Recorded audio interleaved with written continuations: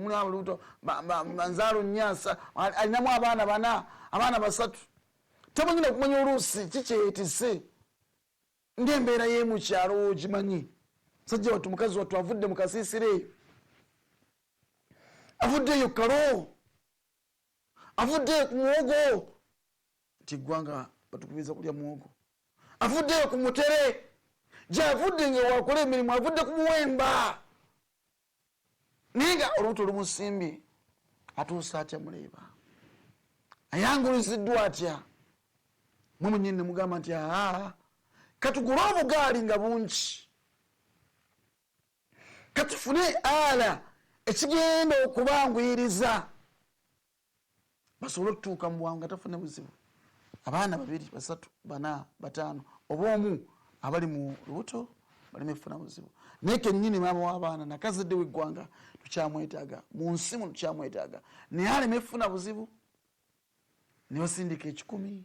1,000 omutwalo muli babbeeyi nno mmwe Allah bagambe nti basanyuse nti mathalu alladhina yunfiquuna amwalahum fi sabilillah abakwata sente zaabwe ne baziwaayo ne baseekayo ne basiga ne bateekayo kamathali habbatin tebafiiramu awo bagambe bashiruhum basanyuse era bagambe kamathali habbatin bataddeyo empeke yaabwe ey'ekijanjaalo kamathali habbatin basize empeke yaabwe ey'akasooli kamathali habbatin asize empeke ye y'ekiryo asiga agala nsujju naye asiga empeke ye y'ekiryo kamathali habbatin ayagala muti gwa jambula ayagala jambula naye asiga empeke ye y'ejambula kamathali habbatin bafaanagananga omusajja asiga ensigo y'omuyembe kamathali habbatin balinga omusajja owebusoga botakonako kuduuma duuma abagamba nti onayogera biki nga tayogedde kuduuma wegamba bugambi nti kamathali habbatin asiga duuma bafaanagana ng'omusajja asiga duuma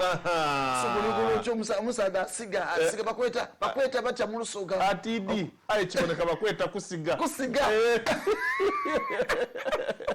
duuma banange bakagwa abebusoga abalungi abebusoga banaife omusaadha asiga duuma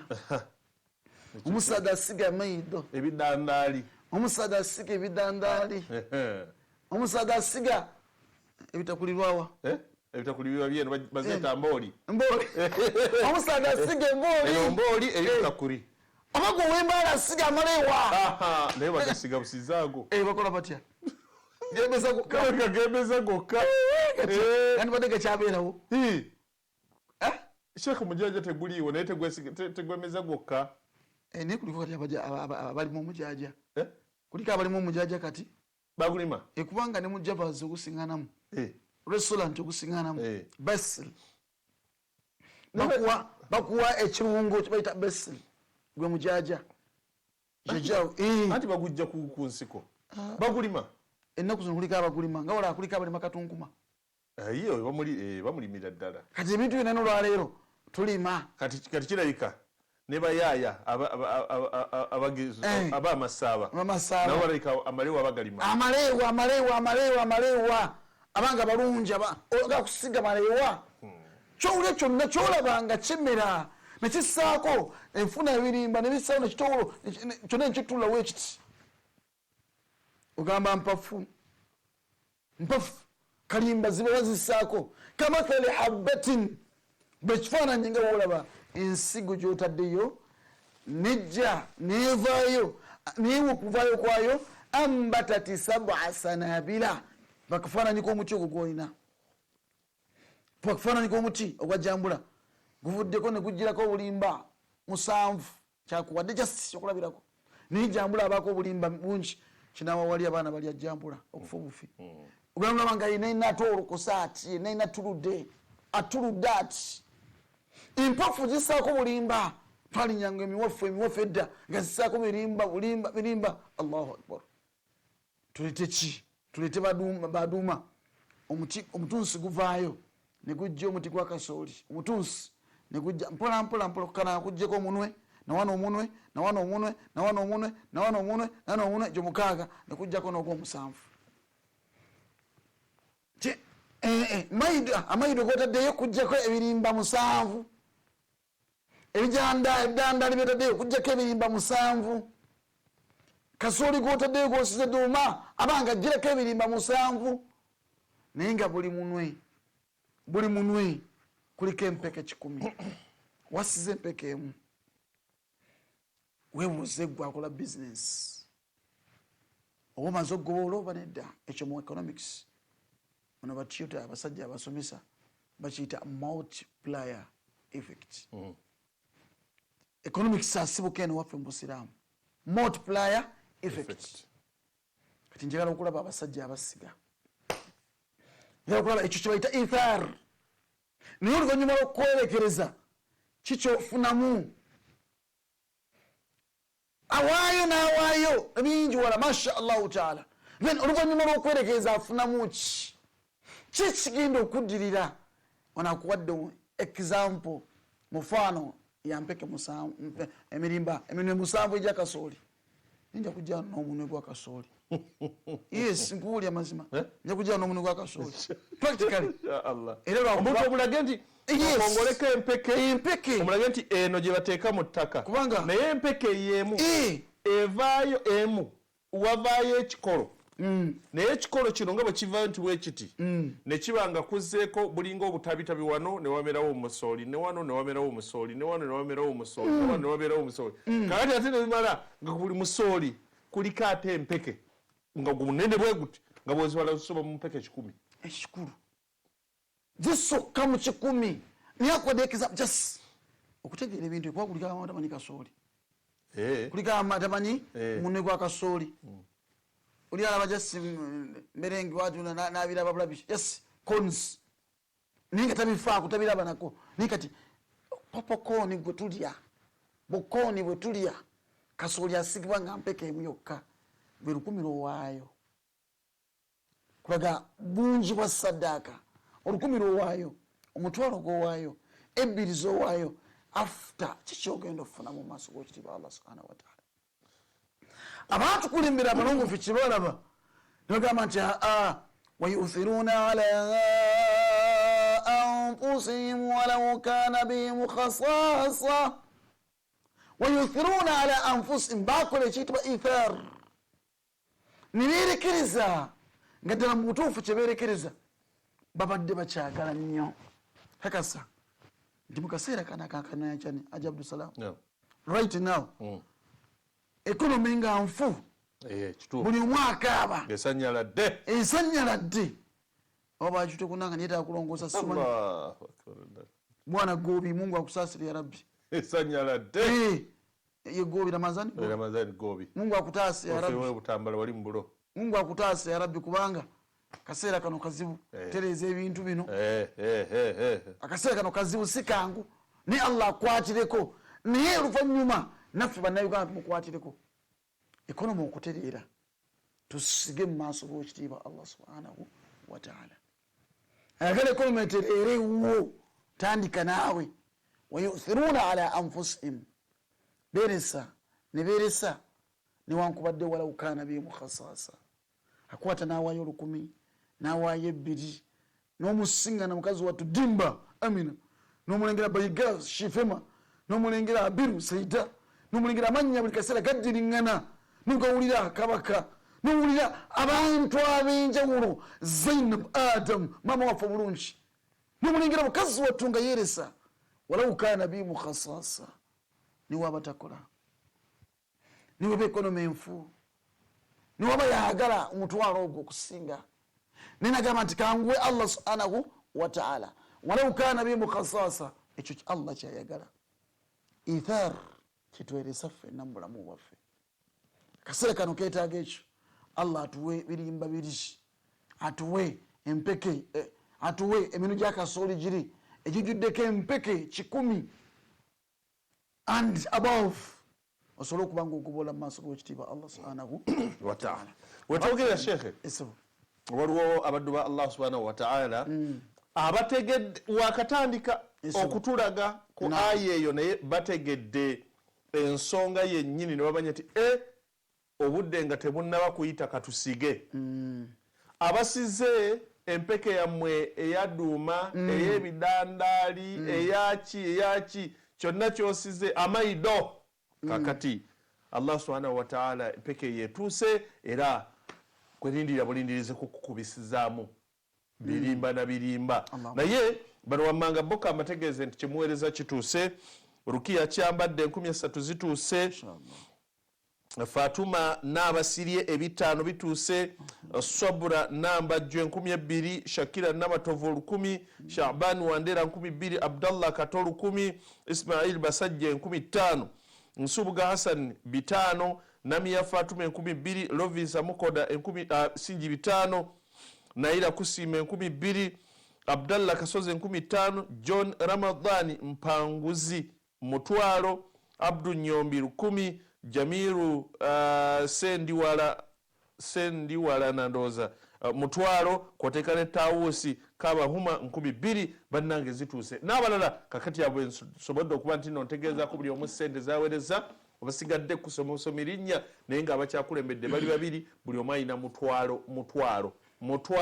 abantu babiri be bakyakulembedde 0776442 ke kaseera tusige abasajja abasooka basiga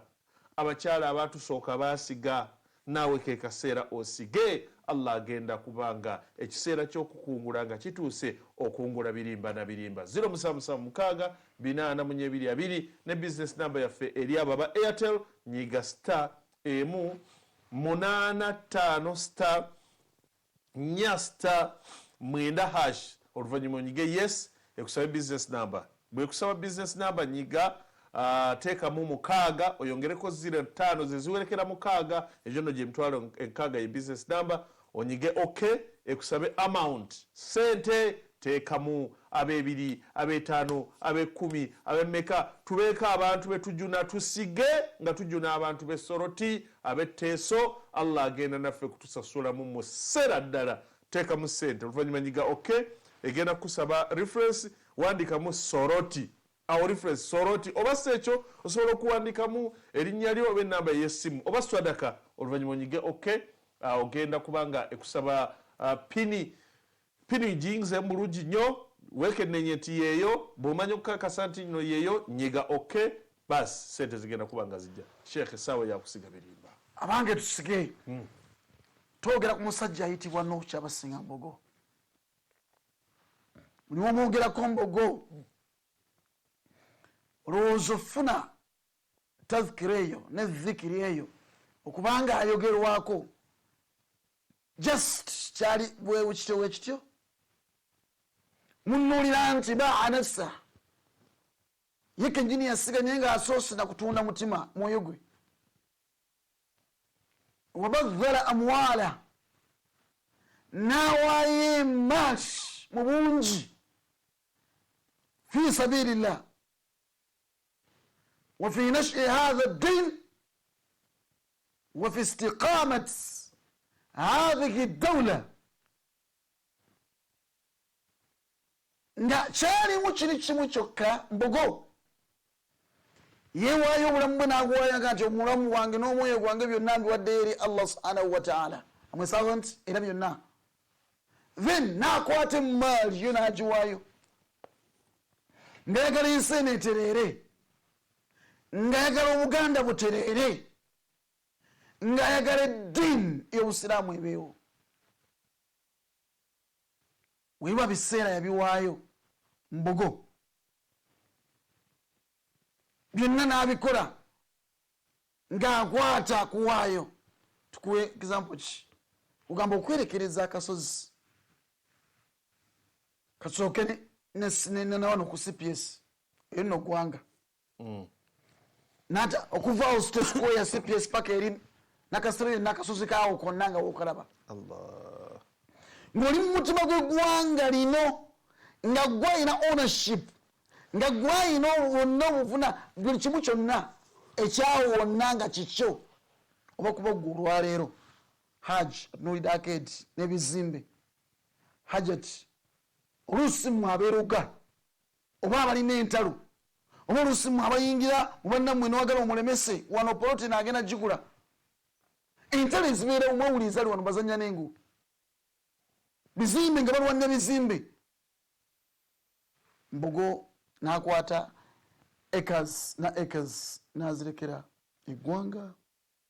nagamba nti bagala kutandikirawo kibuga nti ye bagala kuzimbawo police headquarters nti ye amaka g'obwa president galina kuba ku ttaka lyange nti ye ekitundu ekiyitibwa square abantu banawumuliranga city square kinabeeranga wano ye ekibuga mu makkati abantu abatambudde wanewa bonna bawumulyekaawo nti ye bamulimbo gw'olwaliro nga tosobola tuula mu city square nyewe tukulidde ng'ova ekazo nozijja n'ozanyira ku city square n'omulaawo n'oli ekikajjo n'oli akasooli n'okola otya nyina bulongoosa weebali nga wonna wonna wanyirira buli omu wamweyagaza city square tubadde tukuze nga tujja okulambula nga ojja wano ku city square nogenda Bank of Uganda nga tulina esses omutu atwagaza okuyingira mu kibuga esses omutu mujja okulambula Radio Uganda mujja okulambula Greenland Bank mujja okulambula Bank of Uganda mujja okulambula UCB mujja kulambula naye olwaleero city square sikyangu nnyo kyakuyimiramu n'okola ki naye awo wonna paka eri wansi ttaka lya Mbogo n'agamba nti ndireese likulaakulanye eggwanga kyakola kyali kyangu ekyolowooza kimu nakwata ewaffe musiraamu ekyali kya ggwanga nakwata ewaffe musiraamu n'agamba nti waalina okussa ennyumba ye Kibuli Kasozi nakwata akasozi n'agamba nti kano kagenda kubeera ku musikiti olwaleero kukyanga bazimba masikiti eyo olwaleero masikiti weeri naye olowooza Mbogo aviiramu awo mpiira mumeka zafunye Mbogo bameka abasaalidde awo migogo emeka egy'abantu bebagattidde Embogo awo kasozi ka Mbogo migogo emeka egy'abantu gebagattidde kasozi kali Kibuli ba buli mbaga yonna Kibuli buli mukolo gwonna Kibuli n'abakyala bagambanga nti oyinza otya okubeera omufumbo nebakuwasa nti omusajja nakunyumiza nti yakuwaki yakuwasa nga tubeera nko kugula edikapeti Kibuli kumba okuva wali kunanka nikundabirwamu ezo n'okumba paka wano kula edikapeti nojja kuwankaki mbuga wa parking awo neba parking emmoroka ng'erinze gwe bwogu naye ng'ettaali weesindogoma tusaba Allah atuwe ya Rabbi Allahumma amin. sigambye bannange sagala kugoba nankani gwali mufumbo nga tebakuwera Kibuli sagala ate oleete obuzibu nti ate ogamba omwami nti nzizaayo badde mubampowe kitugamba nti Mbogo yerekereza akasozi ako n'alimuzimbako ennyumba ye kitali kyangu gyendi naawe nyina agamba nti kagendeko omuzikiti meka byafunyemu akasozi ako naga kagase umma kuliko Kibuli Muslim Hospital akasozi naga kagase umma kuliko University IU Islamic University in Uganda Kampala campus akasozi naga kagase umma kuliko nursing school akasozi naga kagase umma kuliko Habib Medical School. It's a school on its own. It is a school on its own. Litendeka abasawo mu ggwanga. Mbogo ne yerekereza akasozi ako kuliko nursery school kuliko primary school Kibuli demonstration kuliko secondary school kuliko Kibuli secondary school kuliko Kakungulu Memorial Secondary School. Did you hear that? Kuliko primary teachers college. Did you hear that? Ettendekero ly'abasomesa abakola omulimu gw'obwa nabbi. Allahu Akbar. Ezo efforts za Mbogo bw'abanga yasobodde okuba nti ye yalina kiyerekereza yasiga n'asiga n'olwaleero akyakungula. Naawe sente ezo z'olina oyinza okuba nga olina bingi bye wandyagadde oyagala okuvuga ku mmotoka ey'ebbeeyi oyagala okutereeza naawe ennyumba yo oteekemu kapeti endala olina bingi oyagala okulya olunaku olwaleero lwokkalokka wandyagadde okuba nti noolya ku fried chicken wali eri nga bakitadde mu oven ne bagijjayo kale weerekerezeeko olwa nga naye bwe yeerekereza nti yandibadde awo ateekawo nnyumba ye ng'atulina eno n'atulina eno mu luvannyuma n'atulinaga ng'alina compound ye nga zinaga nti kanzikirire mu kikko wano kandekerewo for community. N'olwekyo naawe baako kyeweerekereza ekyo ky'obadde oyagala olwaleero nga ti kino kyengenda okukozesa sente zino weerekereza oweeyo obeeko b'oyamba kubanga kino kyokola kigenda kuyamba community namba. Bannaffe Fawz Hussein Matovu aweereza, Salimu Kirwana aweereza omutwalo gutuuse, Makuyi Bosco, Janat Kirwana Nantume, Tabu Hassani, Shania Mbatudde, Yazidiga, Shania Mbatudde akyaliyo omwana w'ekaali ekyo akyaliyo wadde wantalabika nnyo naye sitalabika talabika mulabeko ategeere nti yafunye amaka amapya azukusa Hajjati Shania Kigozi muzukusa omugambe nti omwalimu wagambye zukuka subuhi weggwa waayo nga weerekereza osige ku lw'amaka amapya osige agekawempe basi Mungu akkirize ya Rabbi. Shania Mbatudde, Yazidi Yiga, Ibrahim Katerega, Siraji Karungi, Cheyago Farida, Kotekane bin Hussein Senkali naye amaze okutuuka. Ze namba zitutako 0776 Kotekane business number. Akadde kano ddala tukyeyongera okusoma okutegeera naye mukkiriza tusooke tugyewo ekyetteeka ye swalatu subhi. Kakasa nti obadde okyanyumirirwa ddala ku byafaayo bya Mbogo byerekereza n'asobola okuba nti naabiwaayo eri community naye tugenda kukomawo. Tugenda kusaala mu ddakiika ntono nnyo inshallah ntono ate oluvannyuma tube nga tukomawo twongere okuweereza. Naye mukadde kano gwe yamaze dda naawe ofunamu akadde weereza kusente tusobole okuba nti no abantu b'omu Teso tubagulira emifaliso kwoteeka obugaali blankets n'emmere ebyokulya insha allahu subhanahu wa ta'ala. N'olwekyo nzikiriza tube nga tumulamu ate oluvannyuma lw'oludakiika nga 5 bokka tugenda kuba nga tukomawo tofaawo. Eno ye Salam TV.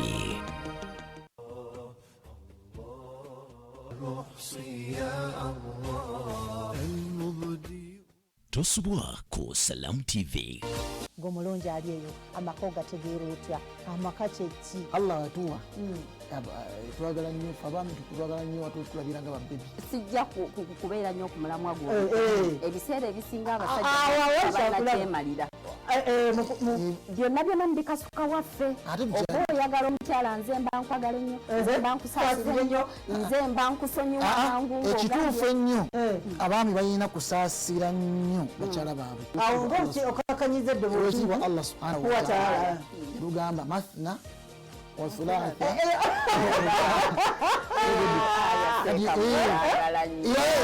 ne batatunuulira Allah kye yawunzikana mu aya eyo yaga nti wa in khiftum alla ta'dilu fawahida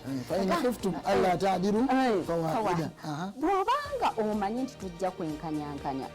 tambulira ku nsonga gy'olaba nti yeeyo ennambulukufu egenda okuzimba amaka go.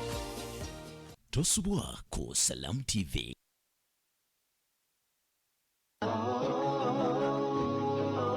Okufuna obwomi mu kyokulya olina okubeera omukenkufu mu kufumba. Wano ku Halal Kitchen tuyiga nga bwe tuseka. Era obeeranga ewaka okwatanga butto n'omuteeka mu sepiki mumanyiira okusala obutungulu butagenda kuba asiri. Tusobole okufuuka abakugu mu kiyungu. Anti Halal Kitchen tosubwa buli lwa 6 ssaawa 12 ez'olweggulo.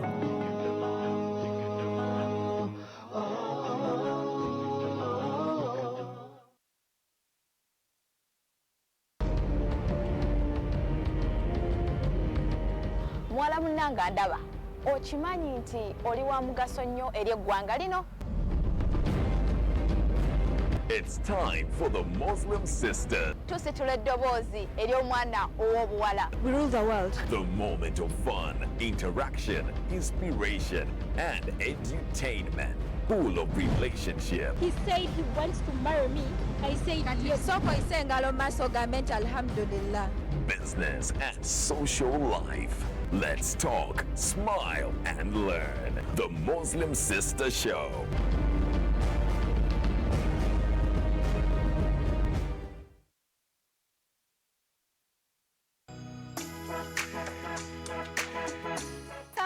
Omuvubuka ali eyo oyagala kumanya top stories eziriko emirimu we want jobs ebiva mu masomero.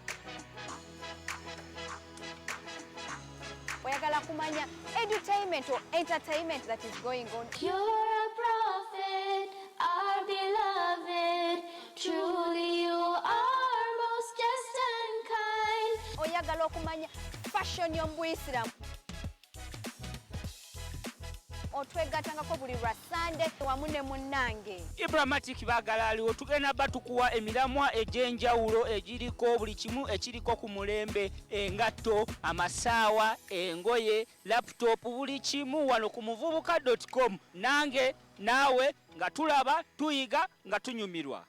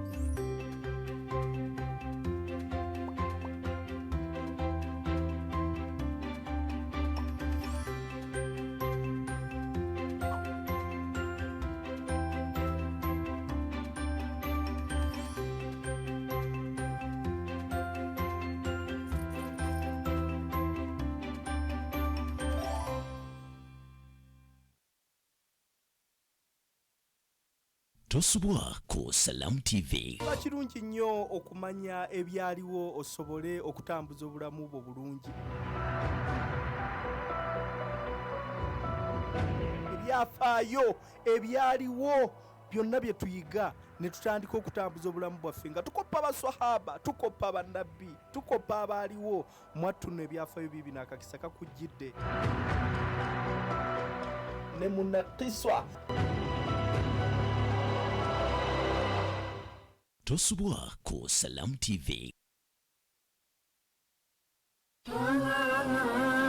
Mukaweefube w'okwanguyiza abaddu ba Allah okuyiga eddiini yaabwe, okufuna empeera nga bayita mu kuwaayo wamu n'okutumbula embeera z'abantu, NBS, Salam ne Sanyuka TV tukukomerezaawo programu enkulaakulana. Enkulaakulana ng'eno yakulagibwa ku mikutu gyaffe gino gyonna okuva ku ssaawa 11 okutuuka ku ssaawa 12 ez'okumakya olwo ku Lwomukaaga ne Sande. Pulogulaamu eno ejja kutandikanga ku ssaawa 11 paka ssaawa 1 ey'okumakya. Tosubwa abasomesa baffe ab'enjawulo. Tuyige tufune empeera nga bwe tukyusa embeera z'abantu mu programu enkulaakulana. Programu eno ewagiddwa Salam Charity Foundation.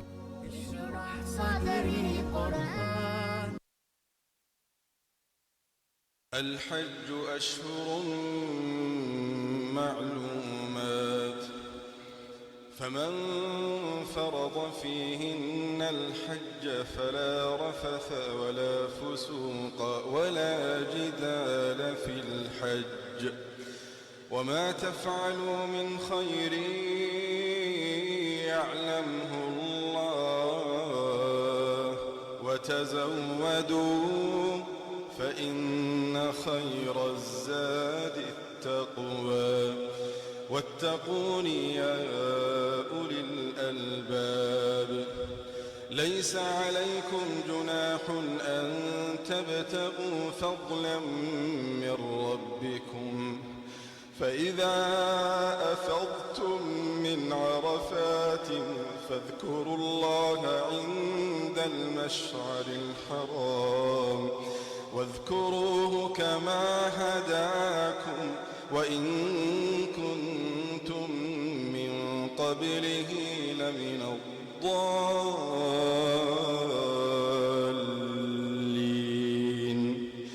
ثم أفيضوا من حيث أفاض الناس واستغفروا الله إن الله غفور رحيم فإذا قضيتم مناسككم فاذكروا الله كذكركم آباءكم أو أشد ذكرا فمن الناس من يقول ربنا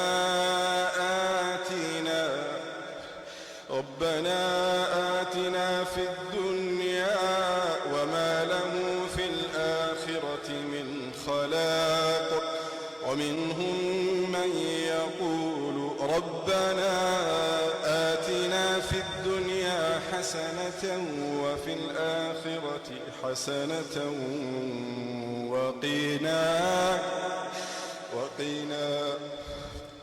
وقنا عذاب النار أولئك لهم نصيب مما كسبوا والله سريع الحساب واذكروا الله في أيام معدودات فمن تعجل في يومين فلا إثم عليه ومن تأخر فلا إثم عليه لمن اتقى واتقوا الله واعلموا أنكم إليه تحشرون.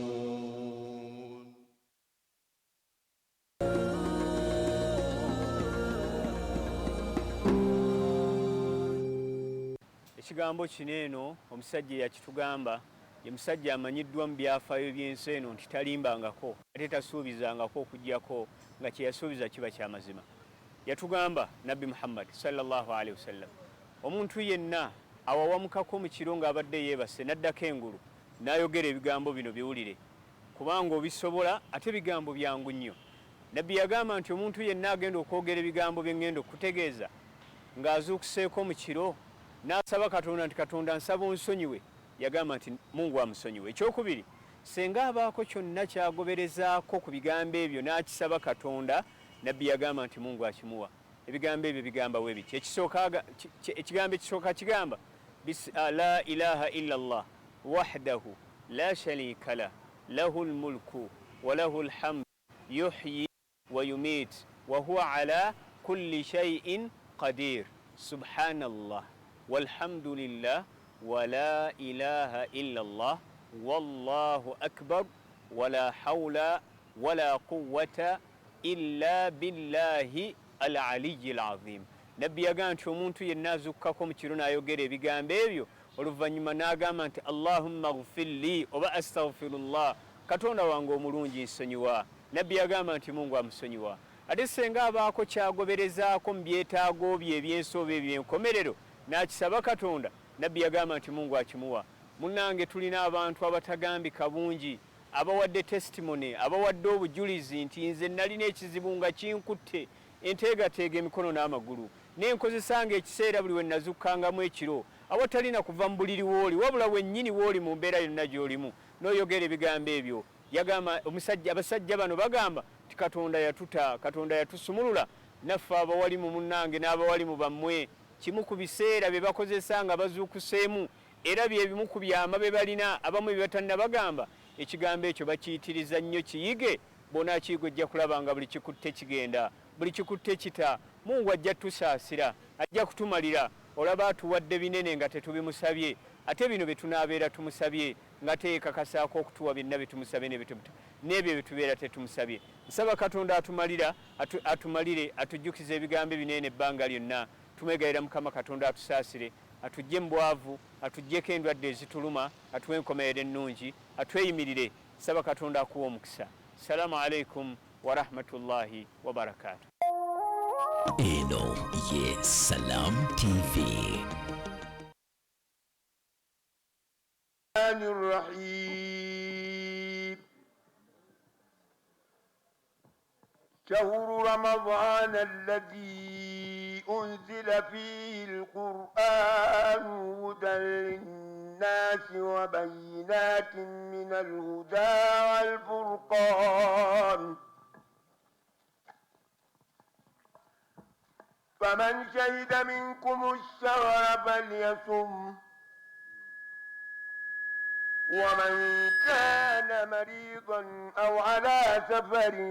فعدة من أيام أخر يريد الله بكم اليسر ولا يريد بكم العسر ولتكملوا العدة ولتكبروا الله على ما هداكم ولعلكم تشكرون.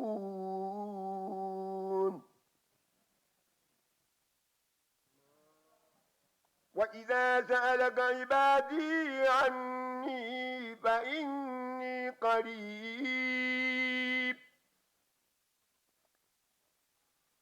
فإني قريب أجيب دعوة الداعي إذا دعاني فليستجيبوا لي وليؤمنوا بي لعلهم يرشدون.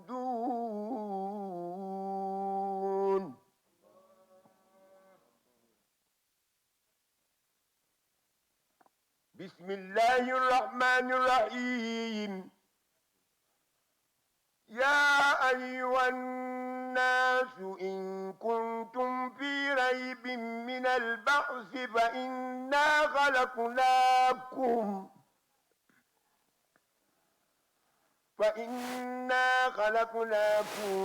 من تراب ثم من نطفة ثم من علقة ثم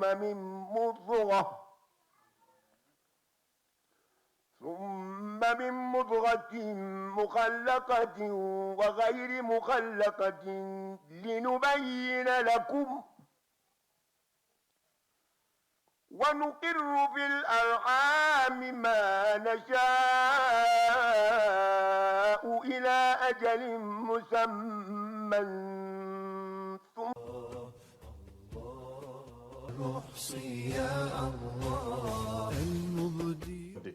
konna koba osobodde ku nnamba zaffe ezo kateekeko. Bwe totya kalabanga katono abamu emitwalo 2 alaba mitono aga nti nyina omusajja onutuuka kale naawaayo nti emitwalo 2 nga ye alaba ntono naye ng'ate wallahi waliwo olimu gati awaddeyo 2 nga ziba nnyingi nnyo n'olwekyo gwe koonyooma ddala manya nti nno kalina kyamaanyi value ekagenda okugattako. Twagala kujjona abantu b'etteeso abalwadde tubagulire emifaliso butanda bugaali blankets n'eddagala kwoteeka ne ssente insha allah. 0776 ye namba ku Twitter. Aba Airtel osobola okuyita ku 0707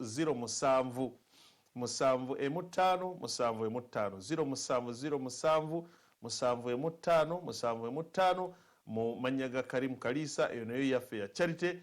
sobola ogiyitirako 0707 715 715 ate MTN 0776 kwoteka ne business number eri abo ba Airtel bokka. Business number eyo nga bw'ogiraba ogobera procedure onyiga star emu 85 star 4 star 9 n'onyiga yes nejjange kutwala okutuusa oteekamu pini bwekusaba business number teekamu eyo gy'olaba mu namba emyufu 665 okkirire onyige ok buli lw'omala ng'onyiga ok ngekusaba amount ng'oteekamu zogenda okuwaayo ng'onyiga ok ngekusaba reference ng'oteekamu soroti oba amanyago oba enamba ey'essimu ng'onyiga ok ng'okusaba pini ng'ogingizaamu ng'onyiga ok sente nga zituuka insha allah. Mwenna betubadde nabo mu ssaawa yaffe esoose njagala okuba nga mbyebaza nti nakati mukyatugoberera kaakati katwongereyo mwalimu Mayambala ayongere okututwala mu maaso insha allah. Naam, Haji Abdussalam. Naam. Abantu oyogedde bantu bebukedeya. Ano basajja bambogo. Abebukedeya? Soroti Teso region.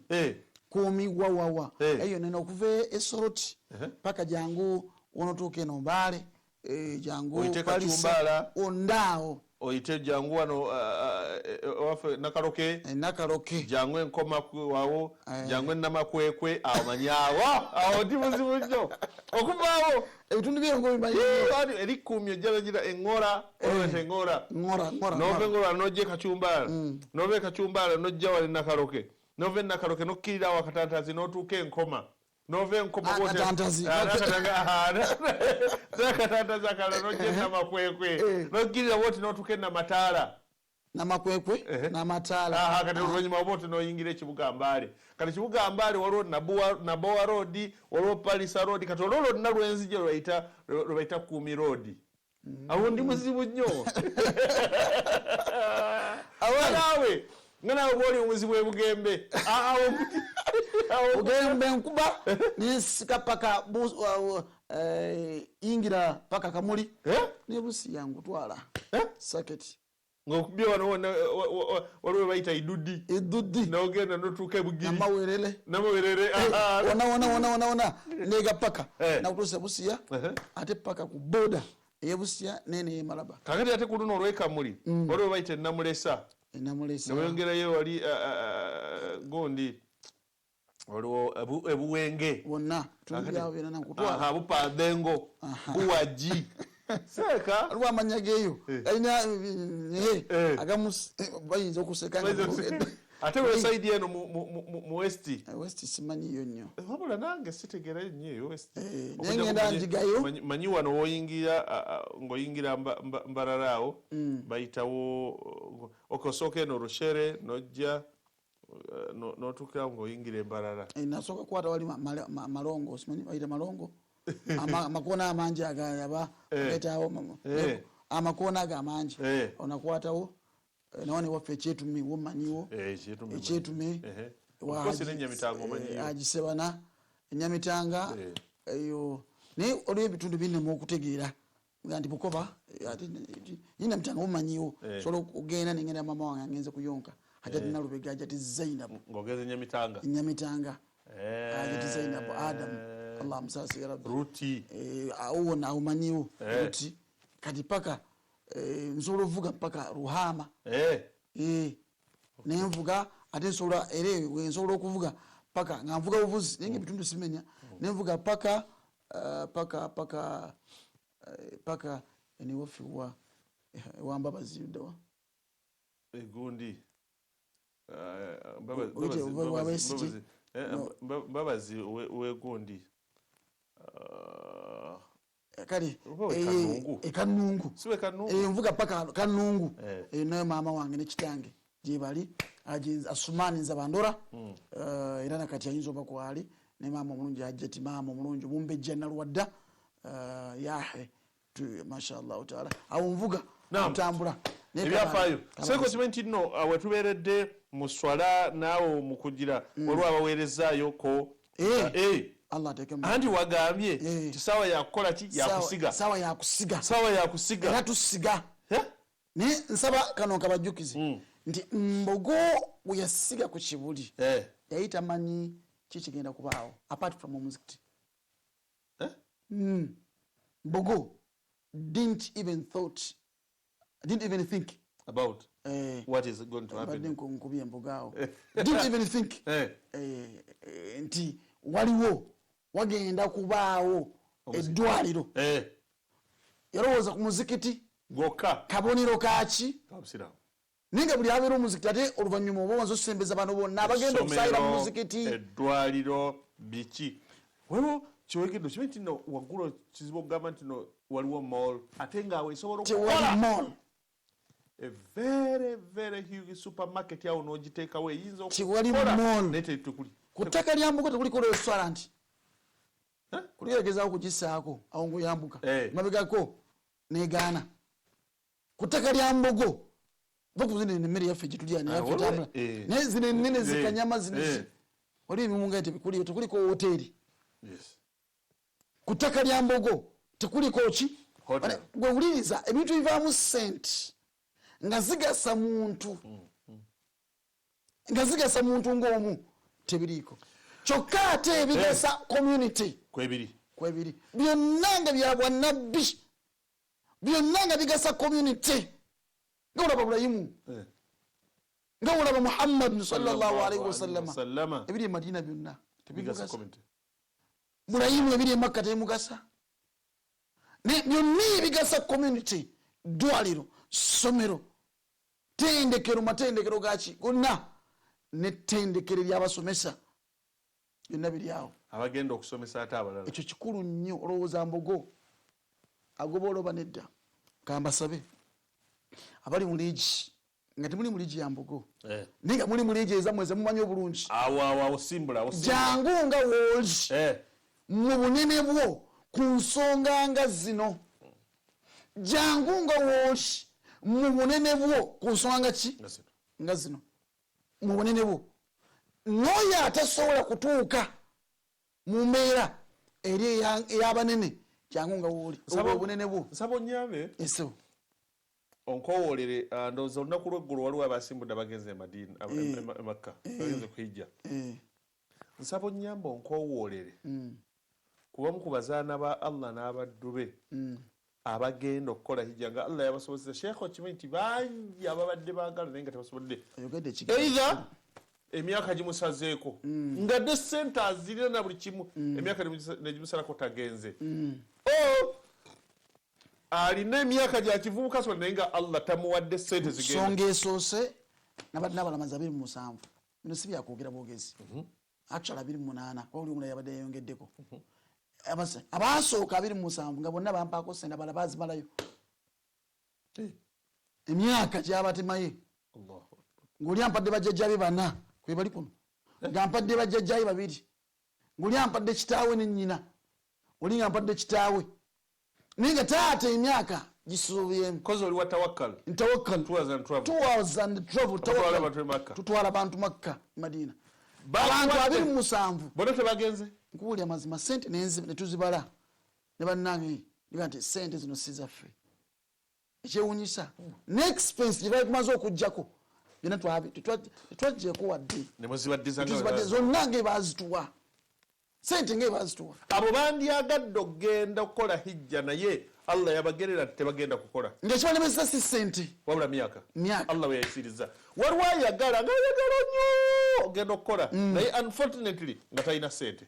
akiramu yagamba ayagala mwaka gujja naye kati ayagala nga talina ki talina sente Allahu akbar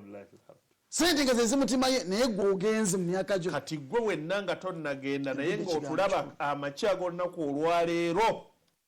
ng'oli mu abo abagenda okugenda wamaze okufuna visa olindiridde abatawakkalu temunswaza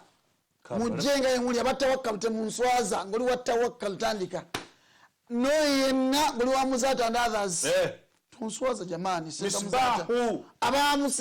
misbahu firdausi jangu nga wooli tawiru Quba al-Hashimiyya waliwo bala waliwo byandi b Bashiri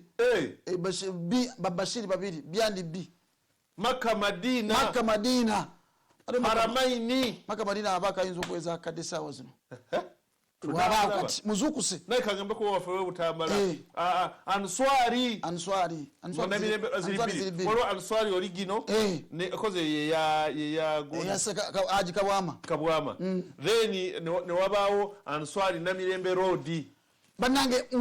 kwebaza Allah nga ogenda kuyita wonna mu office kyogenda okuyitamu mbogo teyakola hijja nkiddamu mbogo n'obunene bwe teyakola kuki naye ogenda kukola hijja webaze Allah subhanahu wa ta'ala era omusabe Allah akusobozesa emikolo saddaaka y'olwaleero neyinkya eriba hujjaji mugiweereze ku nsonga yano nga muleka kye mulese nga enniya zammwe Allah batambuze bulungi Allah basobozese mukole emikolo Allah bakume nga muli balamu abakomyewo bulungi mutole ku mukandala mukandala ne bw'ogutoolako emitwalo 5 ne bw'ogutoolako emitwalo 10 ne bw'ogutoolako emitwalo 2 toola ku mukandala ne bw'ogutoolako akakadde Sheikh katulabe buli yenna agenda e Makka Allah ng'omwebaza ekyo 0 7 0 7 7 5 musanvu emutano 0 musanvu emutano musanvu emutano mumanya ga Karimu Kalisa oba 0 mukaaga nya 2 0 musanvu bina ana munya 2 eyo nonge erimanya ga Salamu Charity oba eri aba Airtel business number weri nyiga star emu 85 star 4 star 9 hash nonyiga yes bonyiga yes egena kusaba business number yingizaamu mukaaga bojimaliza mukaaga nyiga 0 eyemu 0 ezo 2 0 ezo 3 0 ezo 4 0 ezo 5 owandika mukaaga noteekako 05 nonyiga okay ejja kugamba nti kateeka mu amount sente abagenda e Makka nga Allah akusobozesezza olinda bulinzi bamaze n'okuwa time yo gyogenderamu olinda bulinzi nti obudde bwe buti bwagenda bamaze ddayo office joge mwe bennyini abakulira offices ez'enjawulo mufuuke ekyokulabirako abakulira offices ez'enjawulo mufuuke ekyokulabirako njagala kulaba ani asooka then bwomaliza gwagenda nga Allah akutaddemu abo bagenda okugenda naawe siima Allah ku lwekyo teekamu ssente oluvannyuma nyiga okay egenda kusaba reference yingizaamu ekigambo soroti oba teekamu ekigambo swadaka oba teekamu erinnya lyo oba teekamu ennamba y'essimu kyoba oyagadde awo kyonna kyoteekamu oluvannyuma onyige okay ejja kugamba nti kateekamu pini yingizaamu pini yo gimanyi nga bwe wagisetinga onyige okay sente zigenda kujja baasi katusimbudde Badru Sebyala atuuse omutwalo guguno Zaitun Karungi Badru Sebyala alabika yiye ayibe mukadde wange ngwa musasiri ya rabbi Zaitun Karungi Akayanja Faruku Nasanga Sofia ono ye yebaza Mungu atuuse Muhammad Mayambala emitwalo 10 Allahu akbar la ilaha illa Allah Allahu akbar Allahu akbar walillahi alhamd agoberedde obufu bwa mbogo saba Allah subhanahu wa ta'ala musitula amadala saba Allah subhanahu wa ta'ala amuonye ebirwadde byonna amina saba Allah subhanahu wa ta'ala ayinjiwaze riziki ye ateeke baraka mu kyawaddeyo ate era ne kyasigaza amutaasa abalabe be ababakola obulabe mu lwatu ne mu kyama Allahumma amin ate Allah amutwale mu hijja amukomyewo amukuumireyo ate amukomyewo bulungi Isma Senjivu atuuse Haji Jaafari Mugerwa atuuse Jalia Nancha naye bw'atyo Jamada Lwanga najja Isma Senyivu ndozaliri Senyivu naye atuuse Isma atuuse mirundi 2 0 mukaaga bina ana munya 2 akoita 0 mukaaga bina ana munya 2 ne 0 musanvu emutano koteka ne business number eri abo aba Airtel onyiga star emu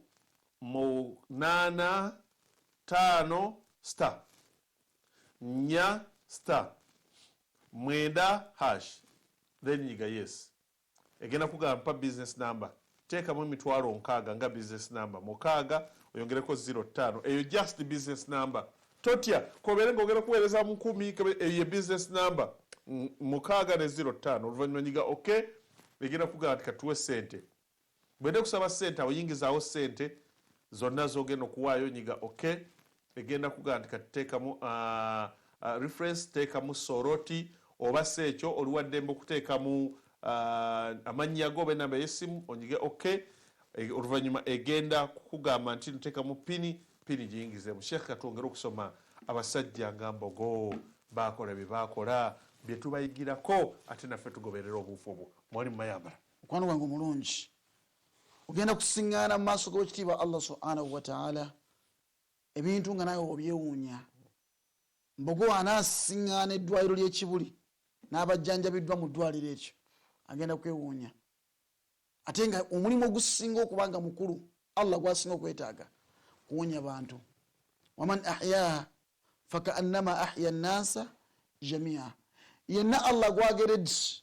yenna Allah subhanahu wa ta'ala gwageredde n'abanga asuusa ayisiza kuyiye okubanga omuntu awona obanga awonyezza abantu bonna oyamba omuntu yenna mu nsonga y'ebyobulamu imma omugulidde kagaali kamuyambako kugenda muleeba kamutambuza kugenda mu theatre mugo gumutambuza kaseera nga afunye accident kyonna ekinamuyamba kyonna ekigenda okugulibwa nga gwe kennyini gwotaddemu waman ahyaha fakaannama ahya nnasa jamia olaba omulimu guno gwoba okoze ngaolabanga omutono but in actual sense okoledde bantu bonna you are only saving someone's life an individual but as if you are concerned before Allah subhanahu wa ta'ala as if you have saved the entire human race entire humanity nga abantu bonna okuva Adam ku Adam mpaka ku alisembayo nga bonna bakoledde omulimu gwe gutyo. The beauty of Islam, the beauty of these sadakas kibategeeza obulungi bwa multiplier effect obulungi bwa sadaka zino mikwano gyange abalungi bugenda we butyo. Tusabe Allah subhanahu wa ta'ala omulimu ogwo abeere nga gutuwamu obulungi fenna. So musajja mukulu ebyo byakola byebyo tukena kujukira amadda ga Mbogo n'okutegeera ebyafa bya Mbogo n'abasajja byalina babajungute alladhina bogerako lilfuqara'i almuhajirin alladhina ukhriju min diyarihim alladhina ukhriju min diyarihim nga bafulumizibwa mu mayumba gaabwe bonna forcefully nga kuliko omunene Kalema Ssekabaka Kalema omunene Mbogo jjajjaffe Mbogo abanene bonna bakisaka n'abasigadde bangi bonna ukhriju min diyarihim baleka amayumba gaabwe ukhriju min diyarihim bamiri mujongo byabaleka amayumba ukhriju min diyarihim bannange baavua ne baleka bakitaabwe ne bagenda bonna paka kijungute bagenda ne balwana alladhina ukhriju min diyarihim fabahu anfusahum ne bakusuma ne batunda emyoyo gyabwe fi sabilillah linashri hadha din okusaasanya n'okutaasa obeerenga gwe kennyini obusiraamu bukutwako beewaayo we batyo bakola kye bakola ogwabwe bagukola. Tuli mu mbeera tuli mu ggwanga lyaffe tuli mu bakyerupe tuli mu ggwanga lyaffe lifugibwa baddugavu tuli mu ggwanga lyaffe buli omu osobola okuwoninga economy naye nga abasajja abo Allah byayisizaako tuli mu ggwanga lyaffe naye nga tosobola komba bigere by'abasajja bazungu. Lwaki basajja abo oli mu ggwanga lyaffe oli mu mbeera oli muganda oli wonna wooli lwakuba nti efforts z'abasajja abo n'entuyo zaabwe tuli mu ddiini yaffe ya busiraamu ate nekibanga kya bbeeyi kya nkizo olw'abasajja abo naye bakyerupe baali bafuuse bakyerupe. Ukhriju min diyarihim bafulumizibwa mu mayumba gaabwe nga basahaba bwe baali fahajaru tegeti ne bava mu mayumba gaabwe ne bagenda ne batuuka n'okulwana ne bagenda Abasha basahaba we batyo baali naye nga balese Makka balese ebirungi. Jafar ibn Abdullah mutabani wa Jafar ibn Abi Talib mutabani wa Abu Talib ayitibwa Jafar muganda wa Nabi sallallahu alaihi wasallam mutato muto. Allahu akbar walillahi alhamd. Nga yakulembedde tiimu bagenze ludda wa Habash ninga balese Makka fije tuwanka ogende Makka balese Makka nabano baava wano ne bava wano bagenda kijungute ne balwala engodde empitirivu kawalira ebisigadde ne balwala basajja ba Mbogo ne balwala ne bafa bangi nnyo bangi omunene n'omunene yali abakulembedde yali tiimu lidda mu kaseera ako Ssekabaka Kalema ne nakisa omukono ngali kijungute tafiridde kwabwe ali kijungute Mbonyolo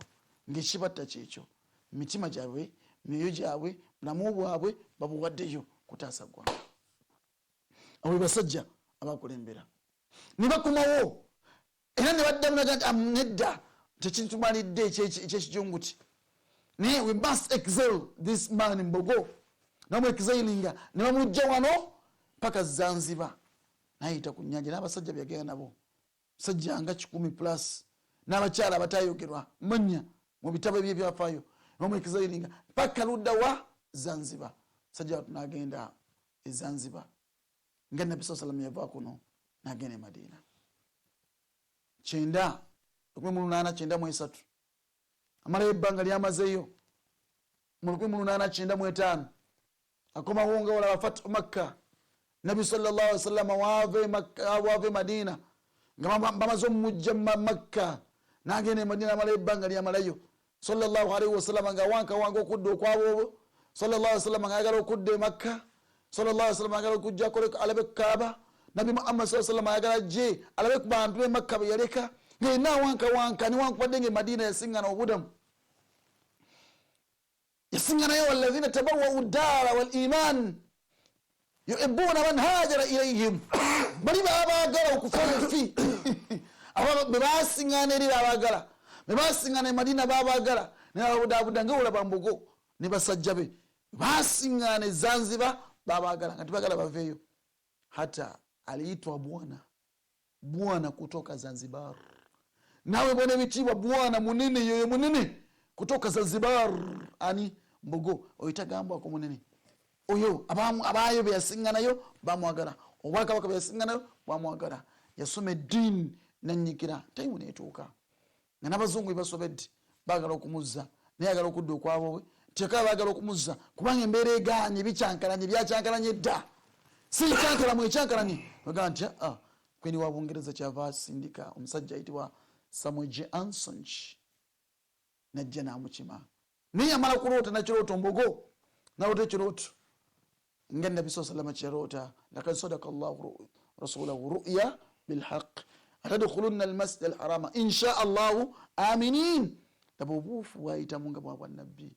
obuufu bwabwa Nabbi kubanga alim ate alulama warathatul anbiya da'i alim min Nabbi sallallahu alayhi wasallama waman ahsana qawlan mimman da'a ila Allah wa amila salihan wa qala innani minal muslimin. Kyekola Mbogo tinyasinga kwogera nuga nti nkowola abantu kudde eri Allah dini gyensomesa yeeyo nyimirizawo obusiraamu nagamba mu maaso g'abazungu kapeerugati nuga nti innani minal muslimin nze ni musiraamu no matter what nze ni musiraamu no matter what come what may. Ate obwakabaka ndi musiraamu ate obwakabaka kadi okuwe ndi musiraamu mimi niko muislamu sana wakala innani minal muslimin. Ani ayogera ebyo jjajjaffe jadduna Mbogo agamba ki ndi musiraamu nedda denounce Islam please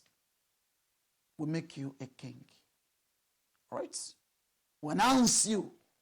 as a king. Denounce Islam naganti waqala innani minal muslimin fada'ahum ila ibadati llahi wahda. Era muzo biraba mu ndagaano ziyakola n'abasajja abo nga olaba Nabbi yakola n'abasajja be Hudaybiyah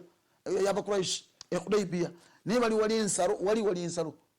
kule mubende emitiyana batuddaawo mu ndagaano gye bakola demands zizze alese demand ze yonna abakowoola abagamba abusiraamu okwazina kulina okuba kusigalayo min shaharina kabonero kaffe kutegeeza abantu balina okwazina mu wano tulina okusigala nga tukyakomola kulaga nti munange zaka yavuddeko tuli bayonjo tuze mu maaso ga Allah. Burayimu yali musajja akomola era akabonero k'okukomola katandikira ku ye ne tujja paka Muhammad sallallahu alaihi wasallama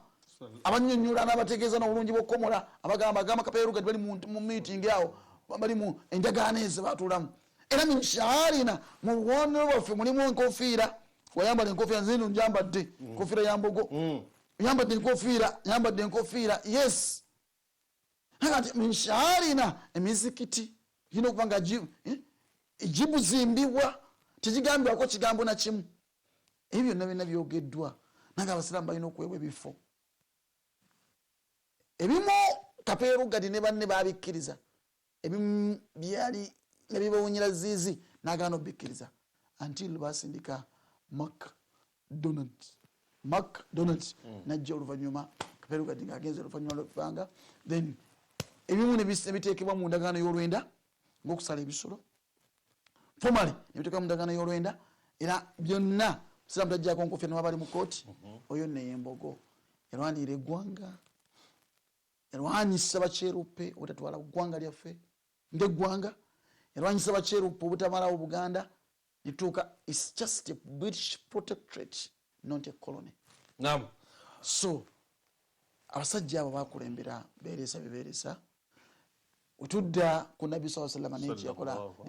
beeresa byali bingi ne beeresa paka emibiri gyabwe paka mayumba gaabwe paka biki naye baasanyuka nga bakomyewo mbogo nno ne essanyu lyali wano ng'akomyewo okuva e Zanzibar kyovulaba wayise emyaka 27 bukyanga mbogo akomawo okuva e Zanzibar nga olaba nabbi yakomawo okufata Makka Allah ye celebration egikola nassesula namba eyitibwa suratu al-Fath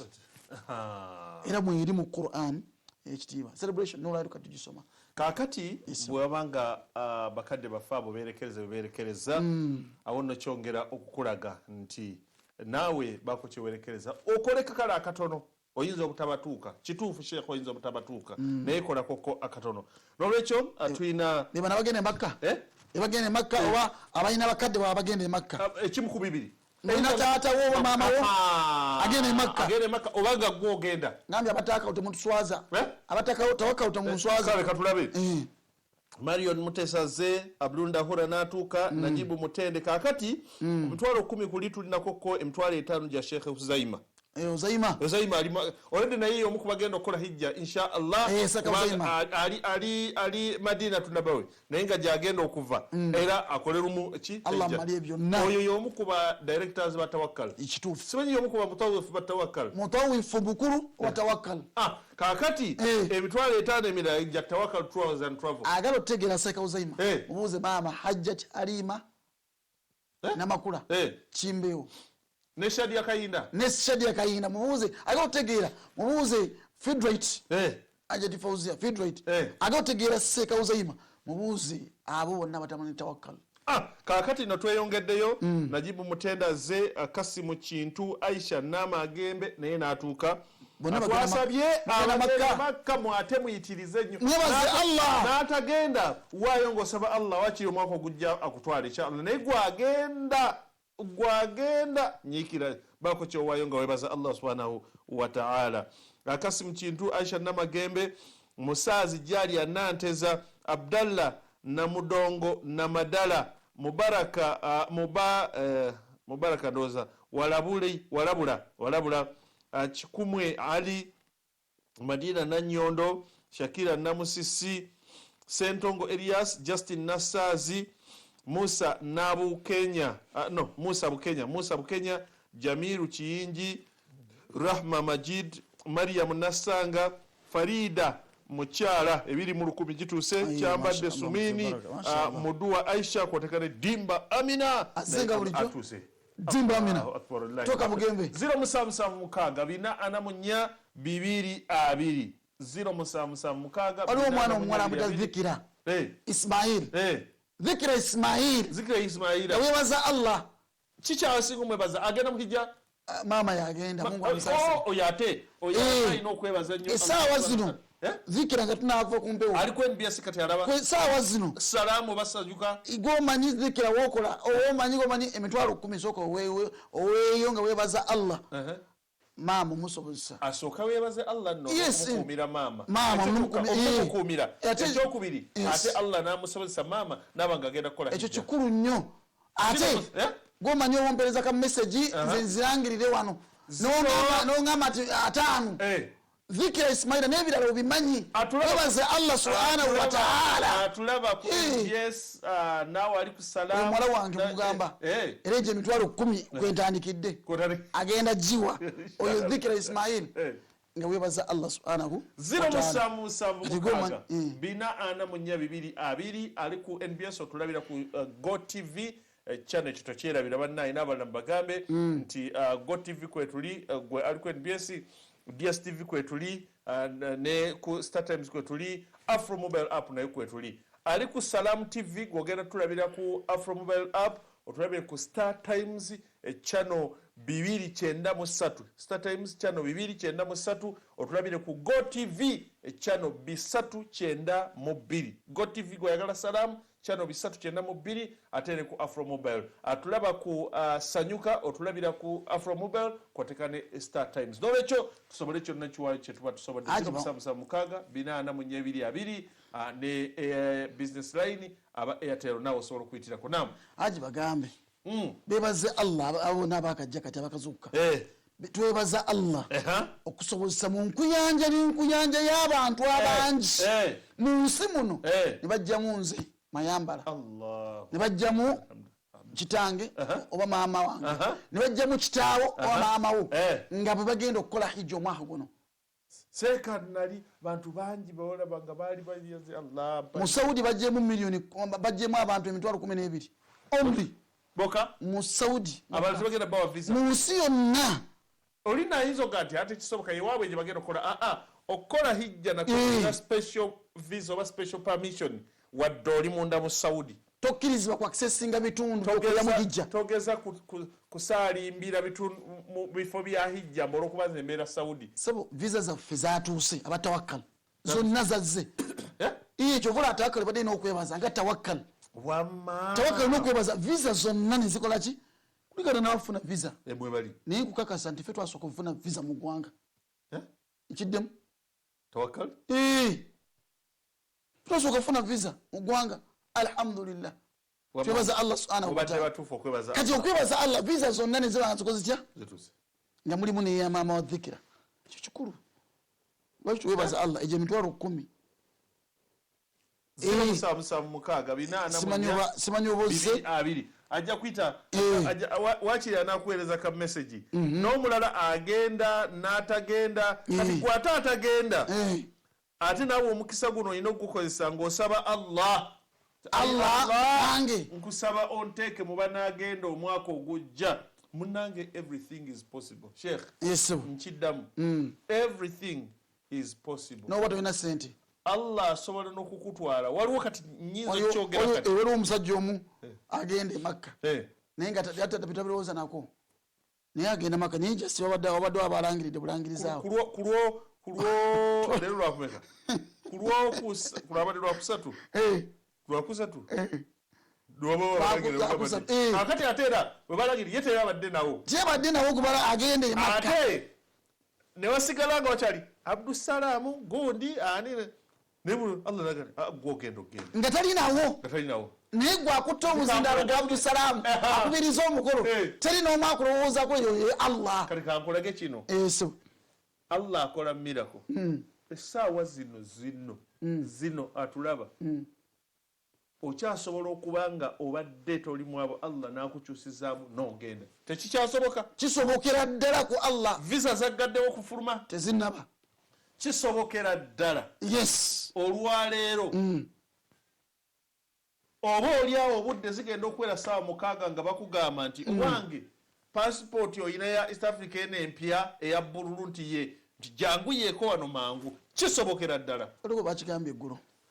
kyogedde kyennyini ekyo olwo bakigambye ekyo dusa passport mangu nagiddusa 0776 Allah bw'aba akuwadde bwebaze bw'aba tannakuwa musabe nti ayi Allah nagenda saba Allah akuwe obulamu obulungi abange yijja ya bulamu era yijja y'amaanyi naawe aweerayo kitaawo ba maama wo oba omuntu wo oba mukyala wo webaze Allah ate nga omusaba amuwe obulamu obulungi okuva wano era amukuume okuva wano ne mu bbanga ennyonyi ne mekurashinga okulandinga bulungi olaba wano ye Rwanda wano mulamanzaani kyalimu okulandinga kituufu abange nekosa n'okukosa n'emitannyaza n'emirimu gyawumula n'ebisigadde n'ebirala by'ekisaawe for some days or 3 days naye Allah asobose mutambule okuva mu maka gammwe mutambule paka Ntebe nga temufunye accident saddaaka ku lwekyo oluvannyuma musimbule ng'ennyonyi etekinza ofu paka mu bbanga neetambule kuba yeyo nayo ebizibu byayo kituufu eryeko oluvannyuma erandinga Jidda oba Madina nga bakyali balamu Allah abasobozesa ekitundu kibaagale ekitundu makka kibagale ekitundu madina kibagale allah abagazisa ebitundu ebyo n'emibiri gyabwe abange naawe atalina wuwo saba allah subhanahu wataala asobose bannayuganda bonna n'abantu abasigadde abagenda okukiikirira bagenda bakola emirimu egyo kakati fadhila nakol emitwalo 3 mu 10 gize allah mwongere baraka muhammad sekitto aisha bali ku ddembe asumani magumba fodome atuuse wano emitwalo 2 muwonge ramadhani mivule aisha mutesi chandiru hadija robina amina nakiwaate kayondo yahaya abubakari sebakijje naye atuuse n'abalala nkiwa bakyajja 0776 enamba gyolaba wansi kuliko abalinzi okukwata bandera ab'emitwalo 10 babiri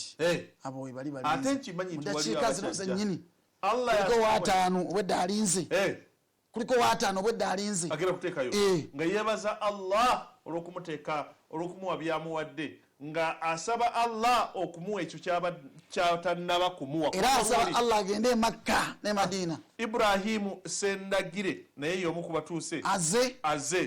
n'abalala nze nkiwa bajja shekhe wanyisewo bwana nuhu mbogo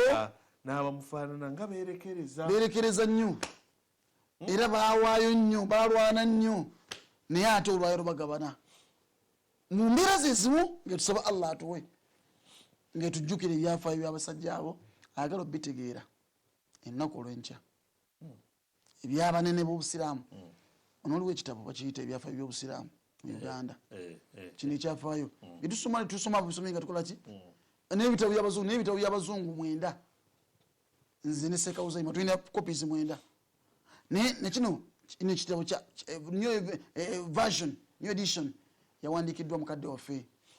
Haji Mustafa Mutyaba ne Dr. Sheikh Badiru Seguja ne Haji Ali Nkonge, Sheikh Hassan Abdul Majid Mutagubya yakamala Madina loza ne Sheikh Jawadu Mbogo abo bonna bakoze omulimu ebyafaayo by'obusiraamu ki mu ggwanga lyaffe Uganda akyagala kingana ku salaamu kiri mutwalo 10 gyokka n'embuga n'ekibuli kijja kubaayo akyagala mu Luganda ne mu Luzungu ne mu Luwarabu byonna ng'okyagala ojja kukifunamu ebyafaayo ebyo bitegeere mutwalo 10 abasajja beerekereza then atannafuna sente jangu ekibuli oyiga ebirala n'ebirala ebitali muno bingi nyo bagenda okugamba ng'abasajja bakarana obusajja obulamu bw'abasahaba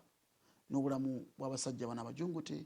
n'abasajja bambogo n'abawadi then verses obulamu bwaffe olwaleero bayi tebalina simu wadde mobile money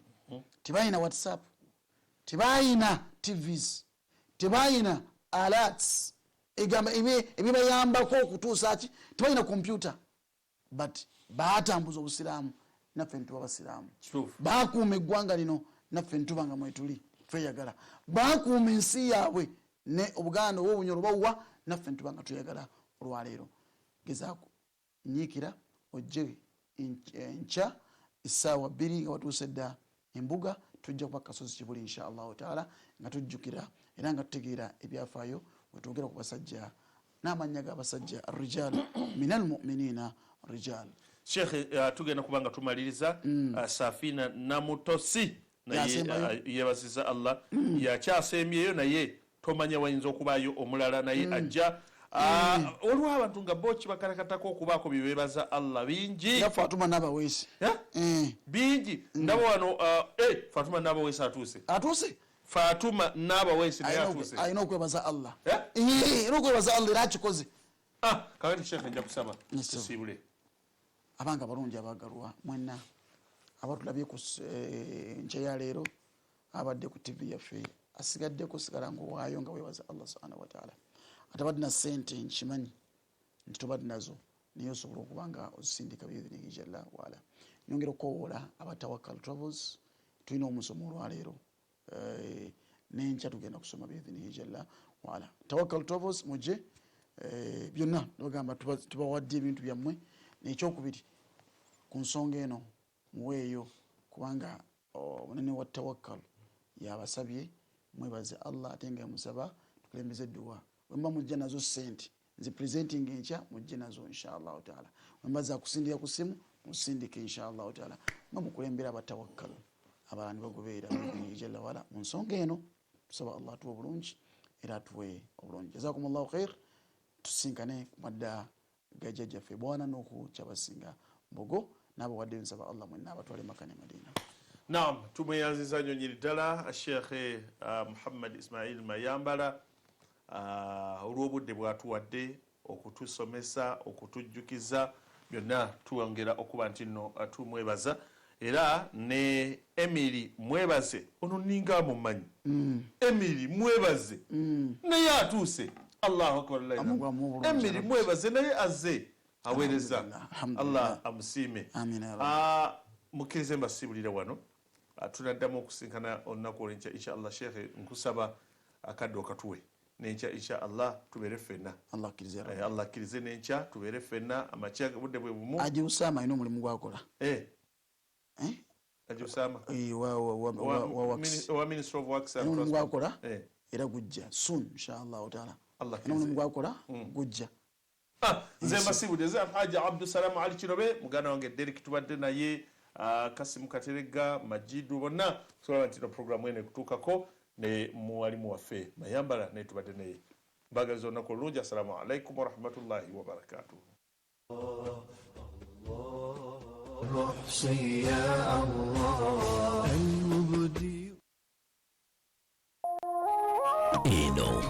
Salam TV. Meet Professor Petero. He knows something every hustler in UG is gonna love. Oh, see. You see, I was just trying to get the document.